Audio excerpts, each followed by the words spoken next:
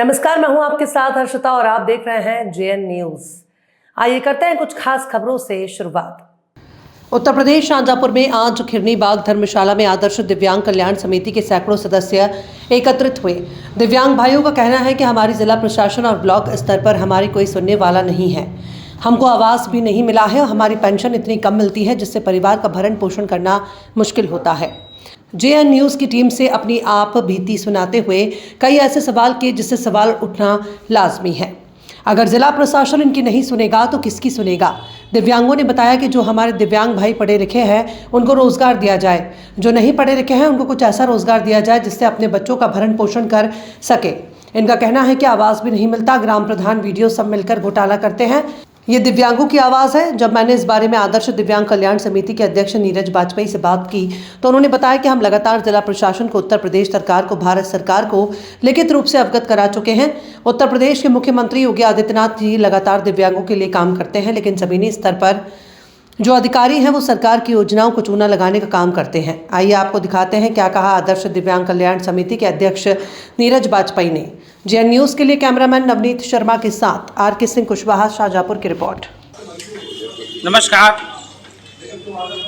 मैं आज शाहजहांपुर के लाला रामचंद्रलाल धर्मशाला में यहाँ पे आदर्श दिव्यांग कल्याण समिति के जो अध्यक्ष हैं नीरज वाजपेयी जी, हम उनके पास आए हैं क्योंकि यहाँ पे जो आदर्श दिव्यांग कल्याण समिति के सदस्य हैं, पदाधिकारी हैं, वो एकत्रित हुए हैं और उनका कहना है कि ये सभी बेरोजगार हैं। ऐसे में उनकी आवाज़ उठाना और उनको अपनी आवाज़ उठाना सरकार से, जिला प्रशासन से, ये लाजमी बनता है। तो मैं बात करूँगा जो यहाँ पे आदर्श दिव्यांग जन कल्याण समिति के जो सदस्य हैं, सबसे पहले उनसे बात करूँगा कि क्या उनकी परेशानियाँ हैं और क्या उनकी मांगे हैं जो सरकार से अपनी मांग रखना चाहते हैं। क्या नाम है आपका? अमन। कहाँ रहते हो आप? ग्राम गोरा मोगाट। क्या समस्या है आपकी? रोजगार मिलना चाहिए, रोजगार नहीं मिल रहा है इसमें कुछ ऐसा। आप कितना पढ़े लिखे हैं? 8 में तक पढ़ा। 8 में। ये जो आपके जो आप दिव्यांग हैं, कब से ये आपसे? जन्म से हैं। जन्म से। हाँ। तो क्या अपनी मांग रखना चाहते हो जिला प्रशासन से, सरकार से? पेंशन बढ़ाई जाए, रोजगार दिया जाए, नौकरी पेशा के लिए आगे कुछ बढ़ाया जाए। अच्छा, अभी कितनी मिलती है आपको? 3000 मिलती है।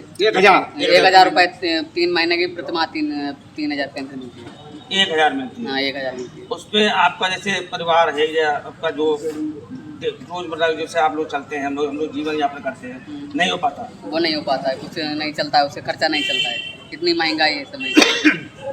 फिर आप कैसे चलते हो? क्या आप कहाँ से सबसे अधिक इसने आपको सहायता दी और कौन करना आपके साथ देता है? हमारे भैया हैं नीरज वाजपेयी जो हमारा सहयोग करते हैं, इस समय वही चलाते हैं, वो आपका सहयोग करते हैं। अच्छा, ये जैसे आपको पैर है, दिखाई दे रहा, आप दिखाना चाहिए। मैं कैमरा में अपने कहूँगा कि उनका जो जिस तरीके से पैर हैं, आप देख सकते हैं कितने दिव्यांग हैं। 80% हैं ये चलने में लाचार, लेकिन पढ़े लिखे हैं और उनकी जो मांग है कि उनको ऐसा कुछ रोजगार मुहैया कराया जाए जिससे उनके एक जो जीवन यापन है सही हो सके। चलिए मैं और बात करता हूँ। आपको क्या नाम है? अशोक कुमार। मदनापुर ब्लॉक में तहसील लालवा जिला शाहजहांपुर, बिचोला गांव मेरा चुनाव पड़ता है। क्या आप सरकार से मांग करना चाहेंगे? हमारी सरकार से यही मांग है। हमारे नीरज वाजपेयी भैया बुलाते हैं हम सब लोगों को, यहाँ मीटिंग लगाते हैं। कई बार जिला अधिकारी से हमने मांग की, हमारी पेंशन बढ़ाई जाए, हमको आवास दिया जाए, हमको आयुष्मान कार्ड दिया जाए। कोई भी आज तक सुनवाई नहीं हो। 10 साल से हम लोग मांग कर रहे हैं तो हमारा गुजारा नहीं हो रहा। हमारे 3 बच्चे हैं, विकलांग 75% हैं। अच्छा, आप कई बार मांग लेके आपको कोई सुनवाई कोई भी सुनवाई नहीं है। क्या कहना चाहेंगे आप? हम यही कहना चाहते हैं, हम सभी दिव्यांग भाइयों को जो शिक्षित है उनको नौकरी दी जाए, रोजगार दिया जाए। जिनके पास आवास नहीं हो आवास दिया जाए। आवास तो जैसे सरकार जो चल रहा है उत्तर प्रदेश सरकार से, केंद्र सरकार जी, आवास आपको नहीं, उसमें कोई आवास वगैरह नहीं? कोई भी हमें कोई सरकारी सुविधा नहीं मिल रही है। खाली पेंशन 1000 रुपये महीने मिल रही है। अब मैं बात करता हूँ, यहाँ पे एक महिला है। क्या नाम है आपका? हमारा केस क्या आपको क्या समस्या है?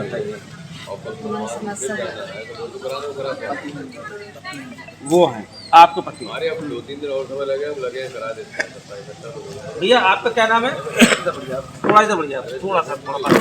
यहाँ पे जो दिव्यांगजन हमारे भाई हैं जो वास्तव में चलने में वास्तव में असमर्थ है, और ऐसे लोगों को सरकार को इनका ध्यान देना चाहिए, प्रशासन को इनकी तरफ इनका रोजगार मुहैया कराना चाहिए। तो ये बेचारे कैसे यहाँ पे आए हुए हैं ये भी हम आपको बताएंगे, और उनसे हम मिलवाए के जो इसके समिति के अध्यक्ष हैं हम उनसे बात कराएंगे।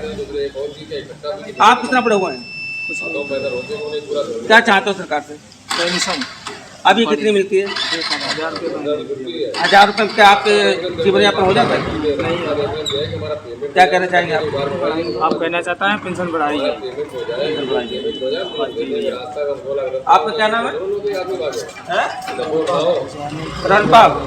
कहाँ रहते हो आप? मतलब हम जो एक आदमी लगा, ये जो आप दिव्यांग, अभी आपको सरकार से क्या जो सहायता मिलती है? आवास मिला आपको? नहीं है। आपको आवास मिले? कितने बच्चे आपके?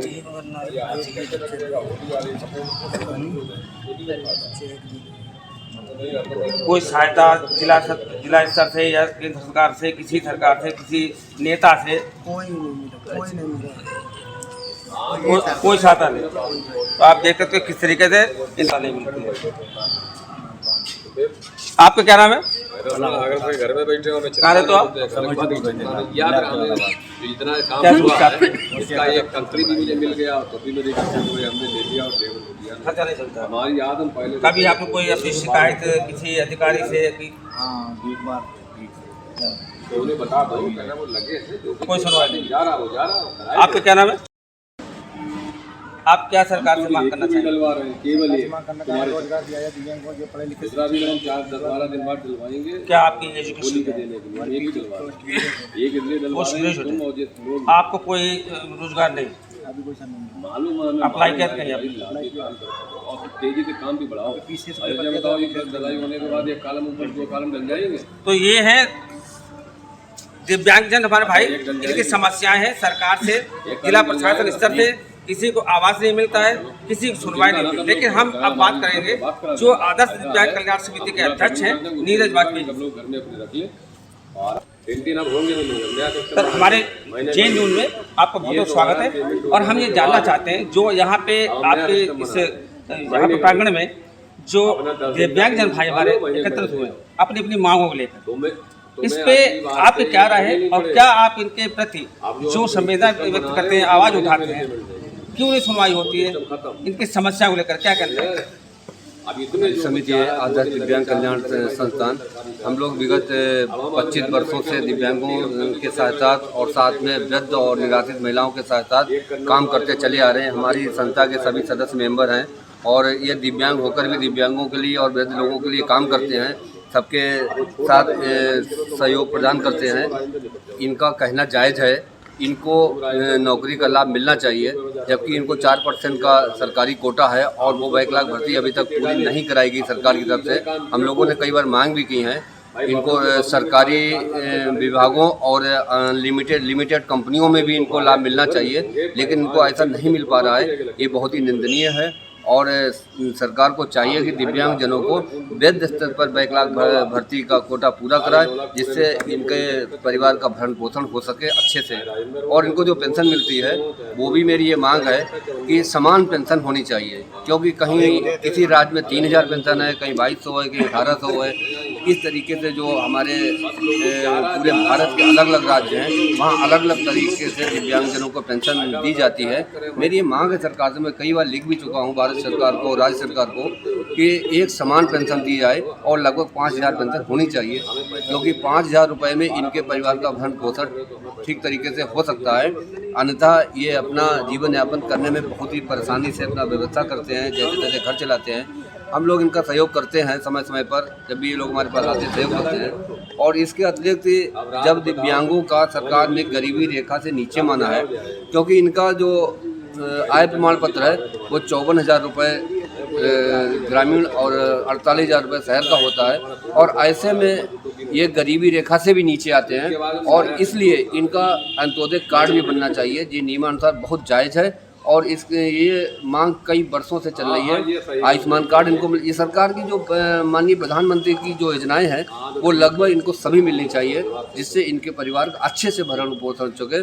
और जो हमारे प्रधानमंत्री जी इनको नाम दिया है विकलांग से दिव्यांग, तो जब दिव्यांग नाम दिया है तो वो दिव्यांगता के आधार पर उसी तरीके से समस्त योजनाओं का लाभ भी इनको मिलना चाहिए, जिससे इनके परिवार का भरण पोषण सके, अच्छे से परिवार का जीवन यापन कर सके और सही से अपने लोगों का मार्गदर्शन कर सके। ये थे हमारे साथ आदर्श दिव्यांगजन समिति के अध्यक्ष नीरज वाजपेयी जी।